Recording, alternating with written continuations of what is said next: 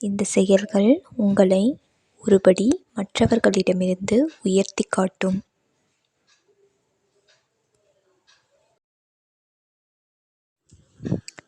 நம்முடன் இருப்பவர்களும் நம்மை கடந்து செல்பவர்களும் ஏதோ ஒன்று அவர்களுக்கு நம்மால் கிடைக்கும் என்று நம்புகிறார்கள். எதையும் எவருக்கும் கொடுக்காதவர்கள் யாருடைய நினைவிலும் இருப்பதில்லை.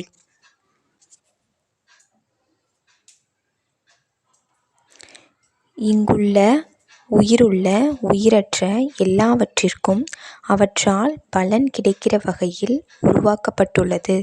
நம்முடைய நோக்கமும் பலனும் என்ன என்பதை நாம் தான் கண்டறிய முடியும். நாமாகவே சில கட்டுப்பாடுகள் வைத்துக் கொள்கிறோம். இவர்களுடன் இருக்கும்போதும் இந்த பொருட்கள் இருக்கும்போதுதான் நாம் மகிழ்ச்சியாக உள்ளோம் என்று நம்புகிறோம். ஆனால் உண்மை அதுவல்ல.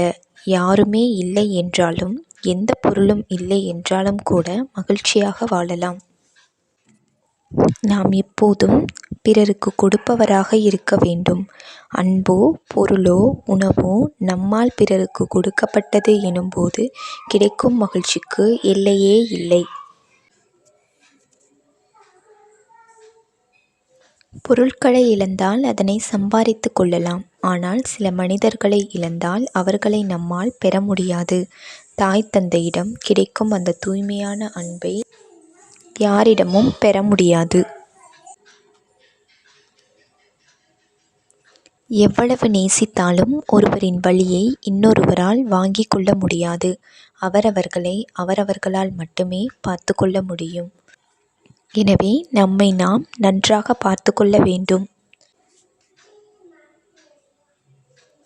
நாம் வெற்றியடைய வேண்டும் என்று நம்மை விரும்புகிறவர்களைத் தவிர வேறு யாரும் நினைக்க மாட்டார்கள். ஆனால் வெற்றியடைந்தால் அனைவரும் கொண்டாடுவார்கள். எனவே நோக்கம் வெற்றியடைவதாக இருக்கட்டும். ஒருவர் நமக்காக செய்யும் செயல்களை இழிவாக எண்ண வேண்டாம். ஏதோ ஒரு விதத்தில் உடலை வருத்தித்தான் அதை அவர்கள் நமக்காக செய்கிறார்கள். அவர்களை மரியாதையாக நடத்துங்கள். வார்த்தைகளையும் தாண்டி ஒருவரின் உணர்வுகளை புரிந்து கொள்வது மிகவும் கடினம். ஒரு சிலரால் மட்டுமே வார்த்தையில் உள்ள உண்மையையும் உணர்வுகளில் உள்ள வழிகளையும் புரிந்து கொள்ள முடியும். பிரச்சனைகளை தள்ளி போட்டு கொண்டே போகாதீர்கள். அதுவாக சரியாகிவிடும் என்று காத்திருக்காதீர்கள். துணிந்து பிரச்சனைகளை கையாளும் போது அது வந்த இடம் தெரியாமல் காணாமல் போகும். நம்முடைய மன நிம்மதியும் பாதுகாக்கப்படும். இந்த வீடியோ பிடித்திருந்தால் லைக் செய்யவும்.